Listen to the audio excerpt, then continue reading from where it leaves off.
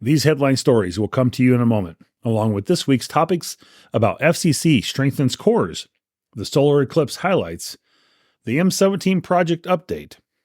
We will visit the ARRL Hamfest Schedule and talk about the solar eclipse and so much more. That's all straight ahead, so stay tuned.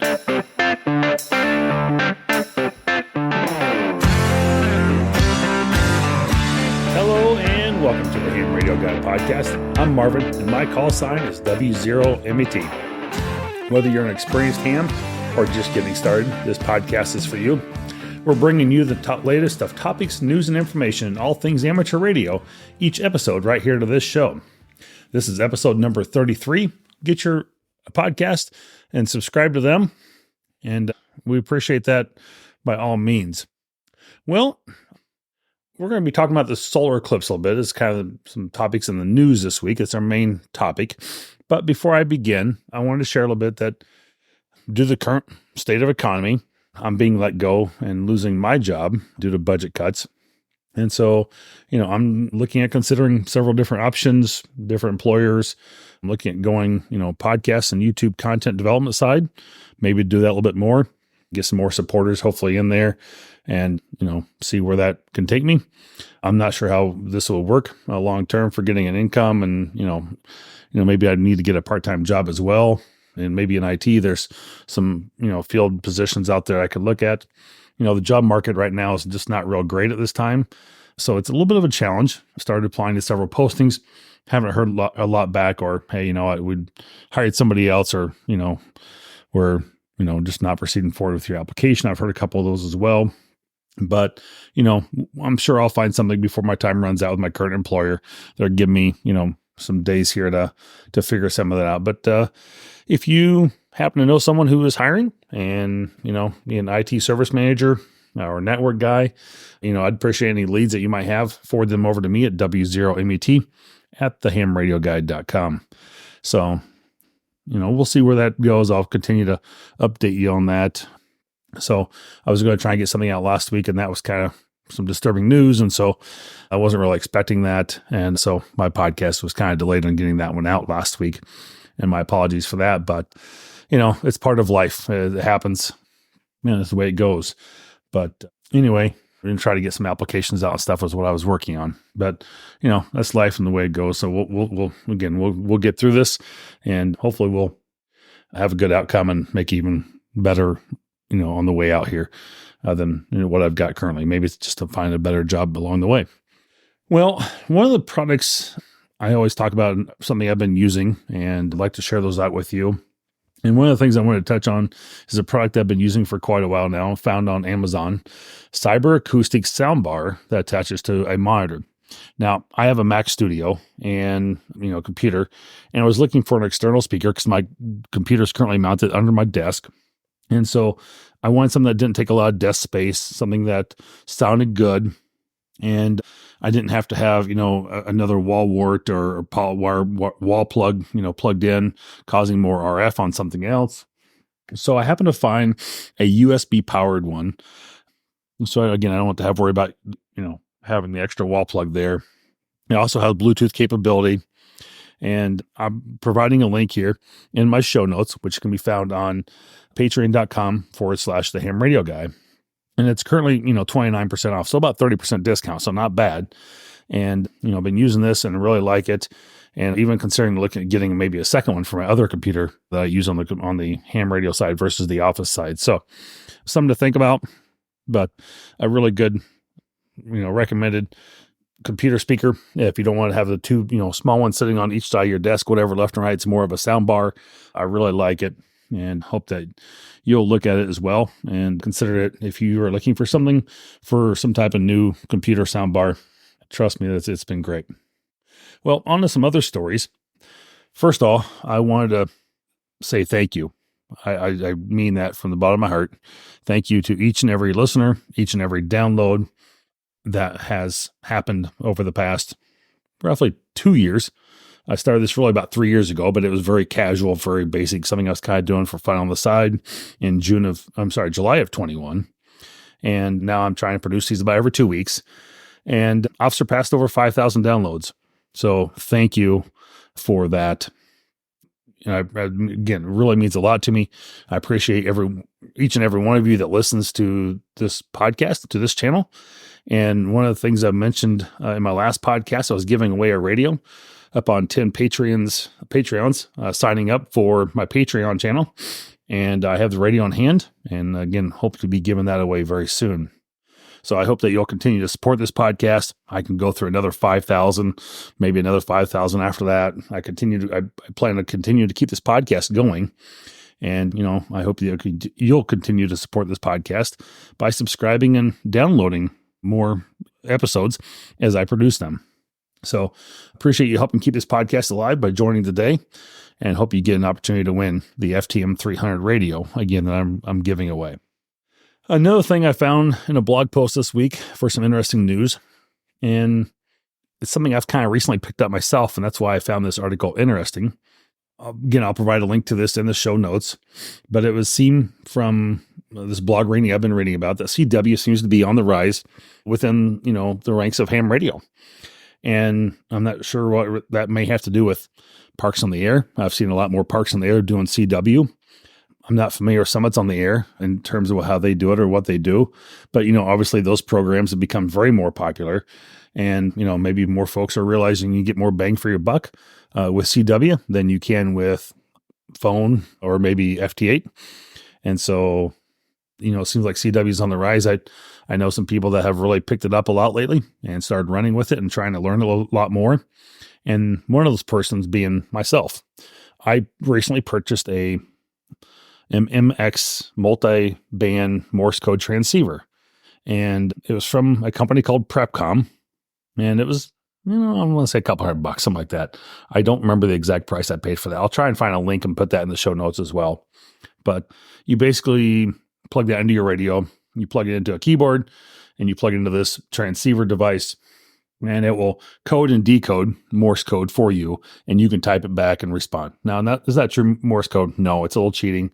I won't disagree, but I'm hoping to I've always had a hard time with some of the letters and trying to figure some of those out and distinguishing the dits and the das and the pause between each character and letters. So it's like, well, maybe this is a way for me to start picking up on some of those and hearing things. I'm very much of a hearing type of person, and maybe I can pick it out that it's like, oh, that must be an E. I see that now. I'm reading it coming across the screen. So I haven't played with it a lot, but I'm hoping to kind of do a little bit more with that. So we'll see where that goes, and I'll keep you apprised of that, and hoping to do a actual video on that. So speaking of some videos, some items coming up on the channel to include an SWR meter review. I've got the Dakota Lithium solar panel and the Dakota Lithium battery review, the ABR 316 cable comparison against their ABR 240. And I played with it a little bit this last week on a POTA activation, which I'll talk about in just a minute, with my newest antenna, which still not quite sure of, and that's the Alpha Delta antenna mag loop. Or the Alpha Antenna Mag Loop is what it is. So by Alpha Antenna out of Kansas. And so I don't know why I put Delta Loop in my notes, but it is a mag loop. And I was very kind of frustrated on how much it took to really fine tune the radio in. I kind of got it in once. I thought, I can probably make it a little bit better. I tuned it a little bit and it was way off again. I mean, I'm getting like SWRs like 10, and above. So I tried to tune it with my Rig Expert device and try and tune it in that way. That wasn't working so well. I think you really need the radio to, the whole thing with the mag loop is you find the loudest noise you can, and then you may have to fine tune it a little bit, from there, left or right. And that's the whole thing. You don't know whether you need to go left or you need to go a little bit right. And does it take a quarter turn, or do you do just barely a hair turn? So it's very, very defined for something like doing FT8 might be a perfect for that, or maybe some type of PSK 31, maybe a JS8 call. It might be perfect for that sort of thing. But if you want to really move around the bands, this is not the antenna for you to do that. So this is really set up for me to be able to do some more FT8 from an iPad with the SDR control through the Icom 705 in a hotel room. That's what I really want to set up for doing some of my travels. But, I've got to find the right tripod for the mag loop as well, because it's got to be able to stand up about 4 feet and 5 feet in the air roughly as well. So anyway, still trying to figure some of those things out. Got a lot in the works, a lot in the future here going with the podcast, a lot of different things to talk about. Some of the things I will share in videos as well. So if you haven't joined my YouTube channel, feel free to subscribe over there. Thank you for all the subscribers that have maybe listened to the podcast and joined the YouTube channel as well. I appreciate that. Hope you to continue to provide good content around some of those things and going from there. Well, speaking of batteries and more content, I don't want you to settle for less when it comes to outdoor power and doing those POTA and SOTA activations. Choose Dakota Lithium and experience the difference firsthand. Join the ranks of satisfied outdoor enthusiast professionals who use Dakota Lithium from anywhere from boating and camping. And, they really do have unmatched performance and durability and reliability. So, upgrade your power game today. And, I highly recommend that you choose Dakota, your battery of choice for outdoor use. I'm not saying buying is bad, but I've really started to like the Dakota Lithiums. And I love them. When the phone goes off in the middle of a podcast and it says I need to kind of a little nightly alarm. But, it's got power-packed performance. Their lithium iron phosphate batteries boast high energy density and long cycle life, ensuring you have the power you need whenever you need it. Whether you're camping, fishing, hunting, or powering off-grid, they have you covered. Built tough for the great outdoors. I've been carrying my battery now with me for several weeks on some outings. And, they're definitely designed to withstand the toughest conditions, extreme temperatures and rough terrain. They are rugged, certainly lightweight and compact. So carry a little 10-amp-hour battery in my backpack. It fits great in there. So they're really a perfect companion for any adventure. And, with versatile solutions from a 100-amp-hour battery for your shack to a 10-amp-hour battery for a POTA activation, they have every option you need, again, for powering the small devices to large energy storage systems.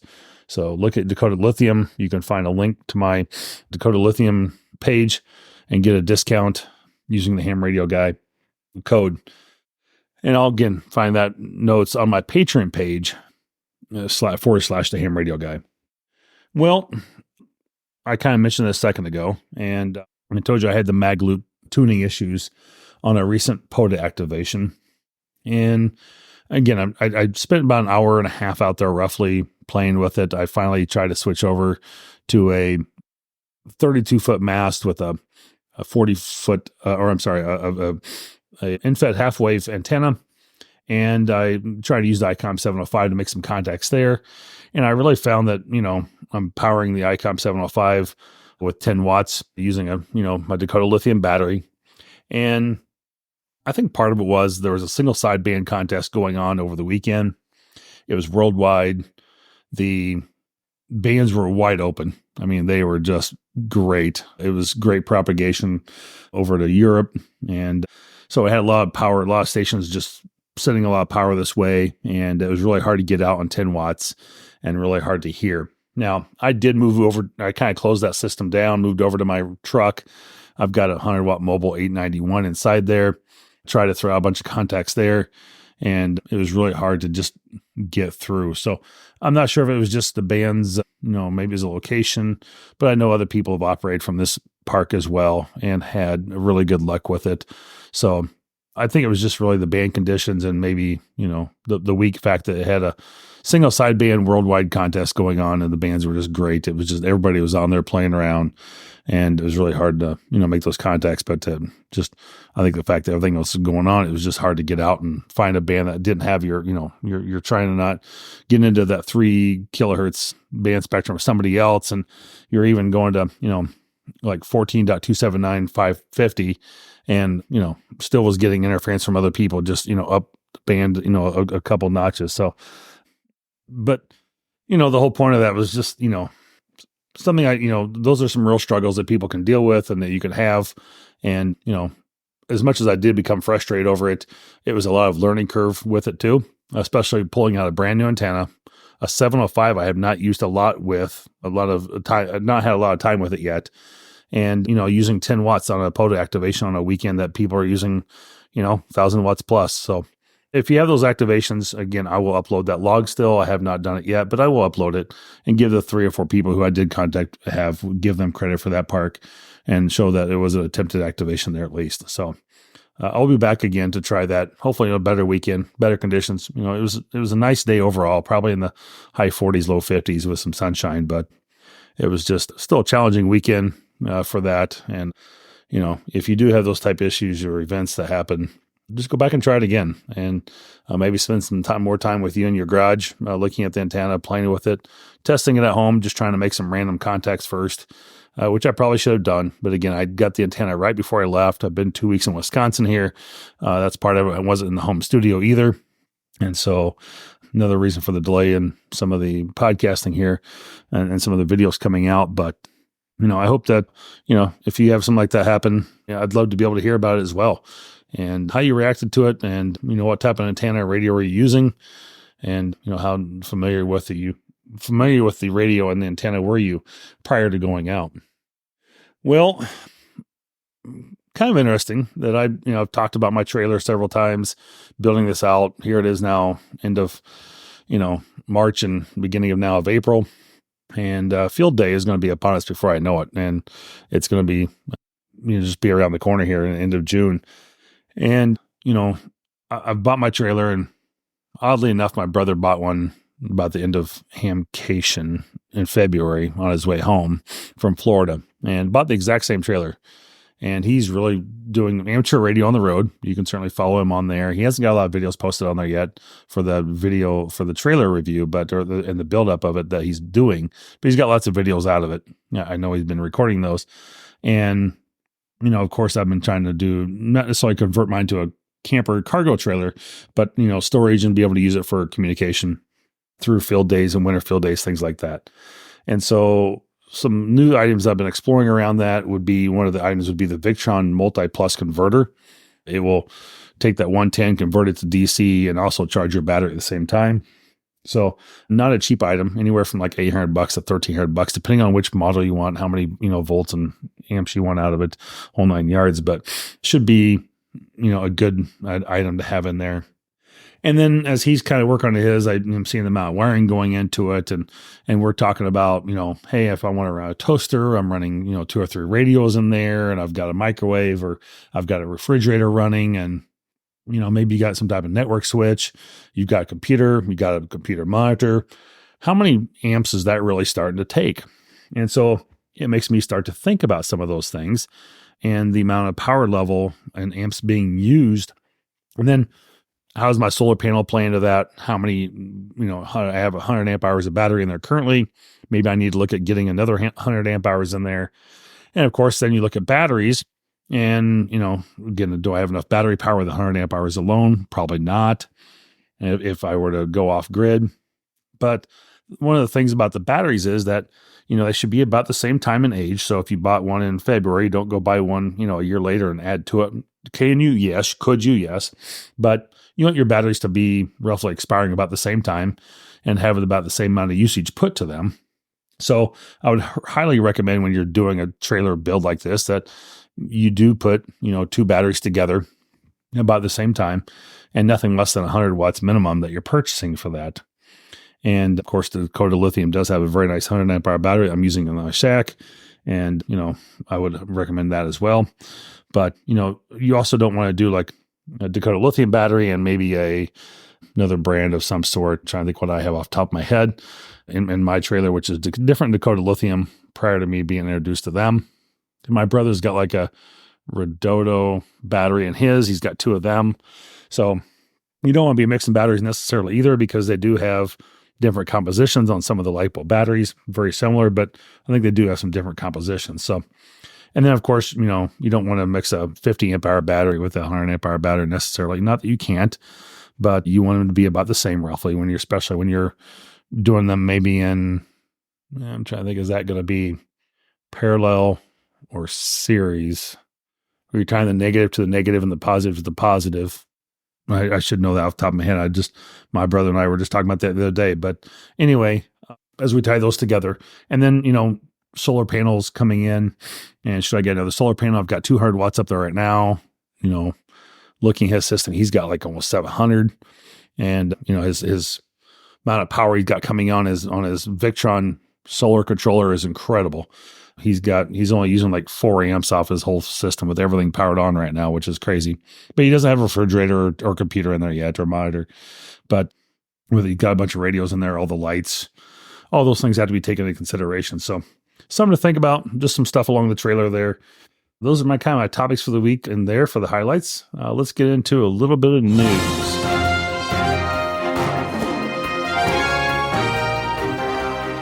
Here are the stories for release as we come to air with edition number 33. The Federal Communications Commission has announced an upcoming change to the commission registration system, also known as CORS. Now, licensees used to pay an application or regulatory fees, manage or reset a password on an existing FRN, or request a new FRN beginning March 29, 2024. Multi-factor authentication will be implemented. Users will be prompted to request a 6-digit secondary verification code, which will be sent to the email address associated with each username. The user will then need to enter the code into the CORS before they can continue. In a public notice, the FCC said this change will make the system more secure. This additional layer of security will further safeguard against unauthorized access, thereby enhancing the overall integrity of information contained within the CORS system and improving the security of user data.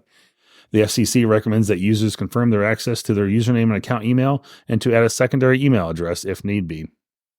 And, of course, going to be our main story of the week here coming out of the news. Yes, the solar eclipse, with just over 4 days to go for an event that will take our breath away. For those that are going to be in the area to see it, it's kind of bypassing the edge of me. I won't be able to see it when I'm back in Massachusetts. I don't think I'd even see it in the parts of Wisconsin I'm in currently. But the total eclipse that will be seen across North America, covering 13 states, will occur on Monday, April 8th. It'll be the last of its kind in the U.S. for the next 20 years. Hams across America are asked to participate in a study about how the ionosphere functions by getting on the air to help scientists in a series of ionospheric experiments. The Solar Eclipse QSO Party is an opportunity for amateur radio operators or hams to operate during the April 2024 eclipse before, during, and after they pass over North America. Using various modes, CW, voice, and digital, two-way transmissions, QSOs made during the event will contribute to scientific studies focusing on the ionosphere's reaction to the eclipse, and the study should lead to a better understanding of the interactions between the sun, the ionosphere, and radio wave propagation. The ham-sized citizen investigation has presentations for hams interested in participating on Wednesday, March 27th, 8 p.m. through 5 p.m., and that same day at 10 p.m. Eastern through 7 p.m. Pacific. Both 30-minute presentations will be held on Zoom, and they will feature ham-sized festivals of eclipse ionospheric science. The presenters will take your questions during the presentation. So I actually kind of passed already at this point, but that is available out there as well for viewing if you'd like to go find that. And again, I won't be in the viewing area of that solar eclipse at that point. I will be missing that, but maybe we'll try and take part in the solar eclipse QSO party during that time to see how those transmissions go. So, and I'll be using the World Radio League logging program online, worldradialeague.com, provided to you by Ham Prep. It's a online logging system only at this point. They're still providing enhancements to it, and hope that you will take and join today. Maybe become one of the founding members of Ham Radio Prep. You can choose your level of support that you want to choose to help them to continue to develop that program. I have discussed it on one of my YouTube channels. I think I'll be doing a future video on it a little bit more. I've been playing with a little bit more. I logged in myself, created an account, and hope that, we'll see you on there. And it's pretty interesting. They've got these leaderboards going by week and month. It's really slick. You can see different contests on there, and as they continue to build and develop those. So I hope that you will join World Radio League on hamradioprep.com to look at that logging software and see how it works. Again, it's online only. It's got to be web-based internet, accessed, but I know they are working on an offline version as well that you can come back to later and upload your files to, etc. So, take a look at it. It's well worth it. I've enjoyed it so far. M17. I think we've talked about this briefly once on the channel many episodes ago. but they've been supported by a grant from the Amateur Radio Digital Communications. They're unveiling a new hardware for amateur radio operators, included in the release of the Module 17, transforming radios into the M17 transceivers and the OpenHT, a pioneering open-source SDR handheld transceiver. Additionally, they introduced a remote radio unit, a UHF FM M17 repeater designed for close antenna placement. Module 17 undergoes significant enhancements, while OpenHT supports versatile transmission capabilities. The RRU facilitates an improved RF performance and integrates Raspberry Pi interface software. All hardware is developed from an open source design, reflecting M17's commitment to innovation and community collaboration. Founder, we'll forgo the first name, Kaz Marsky, emphasizes the project's aim to free amateur radio users from proprietary digital voice modes. So I've not explored with M17 much. I haven't played much with it. It's one of those things I would like to get into, but only so much time to be able to get into those things and play with some of it. So, but I hope that if you have played with it or you've gotten into it a little bit more, maybe you're willing to come on the channel here and talk about it a little bit more. And maybe it's something we get in, somebody having come on the show and have them share a little bit about M17 and what that project exactly means. So I would love to be able to reach out to them and see if that's something that's possible for them. Oh, well, that is all the amateur radio news I have with release date of April 4th, 2024. So that is what I have for news this week. Again, if you have any comments or questions, segment or a feature you'd like to have on the podcast here, please reach out to me at w0met@thehamradioguy.com. If you're looking for all things ham radio, visit the Ham Radio Guy website over at patreon.com/the Ham Radio Guy for informative content, product reviews, exciting blog posts. You can join my YouTube channel or join the conversation on your favorite podcast platform to stay up to date with the latest trends and news in amateur radio and ham radio world. Connect with us on Twitter at the Ham Radio Guy for even more updates and engaging interactions. And don't miss out on the fun and knowledge sharing. Subscribe to the Ham Radio Guy podcast today. So again, I appreciate you being out there. 5,000 downloads. Absolutely ecstatic about that and really do appreciate that. Well, we got future upcoming Hamfest, and check out the ARRL Hamfest Schedule page. Again, you find a link on the show notes, patreon.com/the Ham Radio Guy. And April 12th and 13th, the Greene County Hamfest 2024, hosting the ARRL Oklahoma State Convention in Claremore, Oklahoma. April 20th, the Delmarva Amateur Radio and Electronics Expo, hosting the ARRL Delaware State Convention.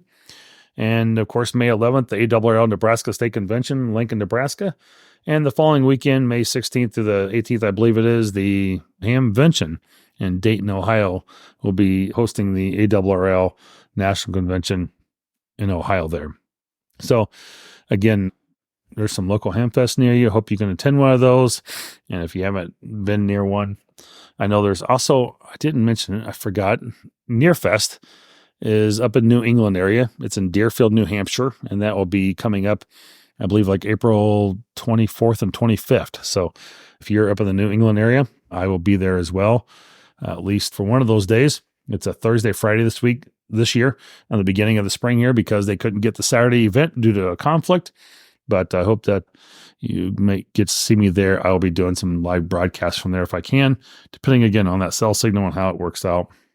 Well, if you enjoy the podcast, we appreciate if you become a subscriber wherever you get your podcast. You can rate and review the show. Go to our Spotify or Apple podcast.